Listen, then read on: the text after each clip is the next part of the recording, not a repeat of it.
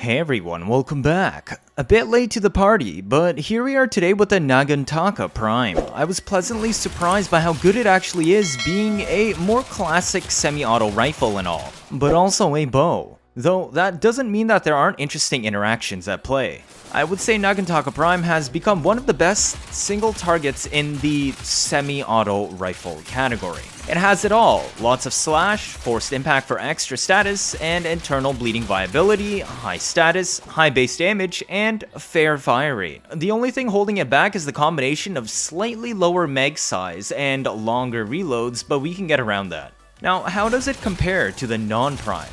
It gained a sizable crit chance bump and is now hybrid viable, going from 15 to 25. The status has stayed the same, but that's already high 39, and we even have that juicy 2.3 crit multiplier. What more could you ask for? The magazine though was bumped from 11 to 9, and we still have the slower 2.3 seconds reload. There was also a small 10%-ish base damage bump from 159 to 172 while preserving the same 90% slash weight. Yes, the disposition has finally been patched and gutted to 0.5 like how it's supposed to be, but we don't do ribbons here for new weapon showcases anyways. I have 3 builds to show you today. We go from basic to a bit more interesting, and then alternatives. Can we just take one moment to appreciate how aesthetic the Nagantaka Prime looks though? The ornaments actually suit the weapon, and they got rid of the oversized magazine. The arms slimmed down look pretty nice, smaller bowstring wheels, and a shorter string. It's tasteful additions, and I feel about half of the Prime weapons in the game could take a leaf from this. Okay, build 1. This is a dual build. You either build full slash like this, or build viral on to slash as well. The main issue is wanting to keep slash as the main element, therefore I prefer building it for pure slash and using an external primer like a pistol or melee to give us viral instead.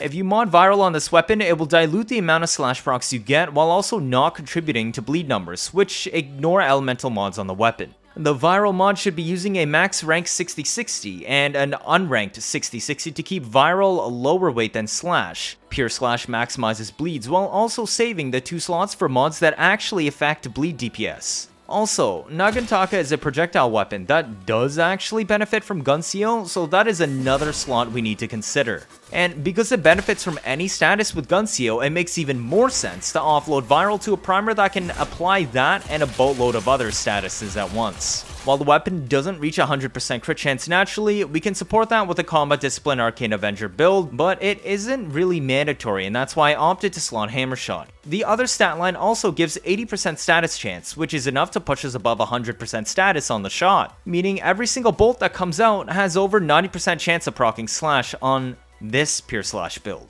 Prime Shred is extremely important because this weapon, while it ragdolls enemies it kills, is unlikely to consistently kill with the main shot as you scale into Steel Path. This gives you a much needed fire rate buff while also guaranteeing you always hit through the crowd. Being a bow means fire rate has double effect also. Critical Delay and Prime Shred gives net plus 70% fire rate. Remember, Arcane Acceleration is also an option to bump fire rate even higher, even if it doesn't double dip fire rate like mods on bows do.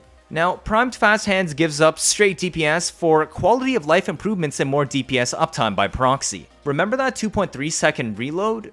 Yeah, on a weapon that's all about click click click and not even full auto, I don't really want to wait on the reload as well. Without this mod, reloads take 1.8 seconds when using Merciless. This may not look like a massive improvement, but it is. Think of it like this: you never notice weapons with a 1 second reload or less. Any weapon that takes longer than 2 seconds to reload feels like an eternity. It's less an absolute reload time and more relative to how long it normally takes to re-engage and notice the next target. Reloads in the 1 to 1.5 second range are generally pretty comfy, and 1.6 to 2 seconds are generally considered longer without being too long. 1.8 seconds is on the high end and definitely noticeable. This mod cuts it down to 1.2. Try it out to compare and you will definitely notice a difference in the feel of the weapon. We can afford to do this because of the sheer amount of statuses we will prime to make up for losing a raw DPS slots. I would recommend Vigilante Supplies for the Exilus, because there isn't really anything else to slot. The weapon barely has recoil, so Stabilizer isn't needed.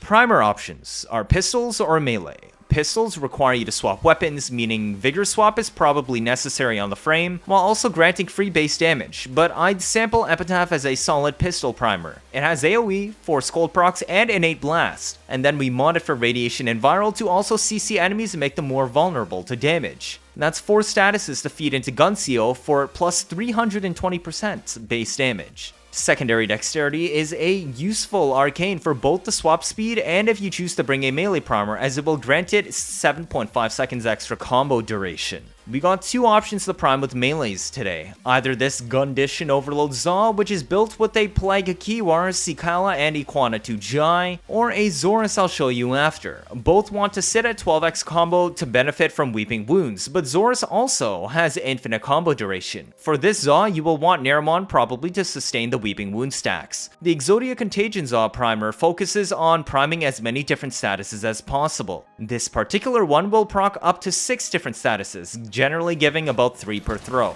You may have to throw twice to get maximal effects. Normally I use this for when I just want as many statuses as possible, instead of maximizing viral stacks. Zorus is the alternative where you use to charge throw bounces, not the heavy explosion, but with volatile rebound to create 4 AoEs with 9 meter radius and prime everything in the area. Zorus focuses on viral stacks instead. We have viral main weight here with electric for some light CC. You get on average 4 viral procs on every enemy per throw. So if viral is more important to you, then this is the way to go. We also got lasting sting to drag them out to 12.6 seconds duration, just like on the Zaw build. This setup works both with and without grouping. You can use Ensnare if you want, or just go Unga Bunga. Just keep in mind it is easier to prime with grouping, but it does work fairly well, and you also have the option to just not prime and go raw slash, since the weapon itself does have near sniper tier amounts of base damage on every single shot. And oh yes, there's also an alt-fire to dump all the remaining shots in the magazine, but I've never really found this useful outside of shooting Eidolon limbs. It has no extra stats, just a full mag dump, but it might be useful for handling Demolysst if you're gonna take this there. Now let's take a look at the other Nagantaka Prime builds today. I've spent a solid amount of time explaining the primer mechanics and pros and cons, so if I do include it for a loadout moving forward, just realize I will tell you just refer to earlier sections in this video for primer builds and which one you want to use. The second Nagantaka partially eschews the main slash weight so that you can go all out viral on the weapon and source slash from internal bleeding procs instead. You have the option to build around the 90% slash or forced impact to slash, and this second build takes the latter option. Building full viral ruins our slash weight, but that's okay since internal bleeding doesn't care about any of that. The only problem is the weapon doesn't have enough mod slots to fit both viral 60/60s and internal bleeding. This is where we introduce in a Helminth setup. You can do it on any frame you want, as we are bringing Thermal Transfer, a subsumable Helminth from Thermal Sunder. Double casting, the cold buff freezes enemies, but also works like wisp motes with the augment and grants cold damage when we enter the area. This is the only way we can fit internal bleeding for slash, viral damage, prime shred, banes for double dipping, and also Guncio on the same build. Normally you have to give one of these up, and every single one of those mods I just listed would be a massive DPS loss. Notice the fire rate on this weapon now. We don't run Arcane Acceleration with this because we need to stay under 2.5 to get double effect from internal bleeding. The weapon naturally has 2.5 fire rate, which does fail the internal bleeding check. It needs to be under 2.5. Prime Shred puts us way above 2.5 normally, and critical delay isn't enough to bring it down. But rifles have access to the Vile Precision Excellus mod that removes 90% recoil while lowering fire rate. Primed Shred has net 55% fire rate effect. Critical Delay and Vile Precision have net minus 56 fire rate effect. So we end up with minus 1%, which is double to minus 2 since it's a bow, and puts us just barely under 2.5 fire rate like we need. This also has the bonus effect of literally removing all recoil, though there wasn't really much to start with. Just keep in mind we're back to 1.8 seconds reload, though that shouldn't feel as pressing with the hard CC thermal transfer manages with double casting freezes. This build is also self-sustaining and needs no primer. It has a lower DPS ceiling than the first build, but if you want an all-in-one package and simple helmet to use, this is the way to go. It's very comfortable and would strongly recommend trying this one out. The third build today. It's been a while since I've made one of these. It's a gas Nagantaka. How could I not?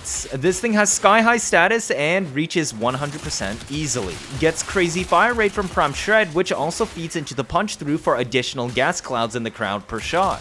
high innate crit damage, and very solid crit chance. Also, Guncio actually works on it, meaning we are getting AoE damage that actually scales up with status. And because it's a grouping setup, you can use the melee primers I mentioned earlier with Zaz and Azorius. All 3 builds today share the same 6 core mods, but differ based on what normally fills the 2 elemental slots, which were Reload and Hammershot on the Pure Slash setup, Internal Bleeding and Toxin 6060 on the Thermal Transfer setup, and actual 6060 gas on this setup. The rest of the build still has the same crit mods, Prime Shred for 200 IQ fire rate, double dip on bows, Galvanized Multi-Shot, and Guncio. Yes, the Prime Bane mods will also double dip the gas clouds on this build, just like a double dip slash on all the other builds I showed you today. Stabilizer is mostly free on this build. You could take Vigilante Supplies instead if you want, since recoil is near non-existent. But you will want to aim at head, since gas can double dip headshot multipliers on the dot as well. This is specific to rifles, because for some reason, Deadhead Arcane on pistols with gas has a habit of fully resetting the stacks for no reason, making it unusable. Deadhead itself also has a 30% bonus headshot multiplier that is also double dipped by gas, so you get big PP damage on this build. You do have to run grouping though, like I said, and I would recommend Ensnare over the alternatives so that you can get those juicy headshots. The Nagantaka Prime surprised me. I think it was because of the massive crit buff actually making it hybrid viable. I remember playing with the original, and the smaller meg size combined with being heavily reliant on status, and I wasn't impressed. It wasn't bad, but it wasn't amazing either. Combine that with our weapon arcanes now, Guncio, and the new Helminth options, it's definitely grown from an ugly duckling into quite the swan. For a single target archetype that pulls from the bow pool, this is pretty good. If this is your first time watching, feel free to leave a like, or better yet subscribe. Let me know your thoughts down in the comments. 79.5% of you are not subscribed. I'm trying my best to get you new information out always as soon as possible, like I've done with covering the new augments, Garuda's rework, and upcoming Angels of Zariman. Stick around if you want to see interesting memes and builds on a nearly daily basis. Don't want to miss out on any of that, do you? That'll be it for this video. Thank you all for watching, and see you all next time.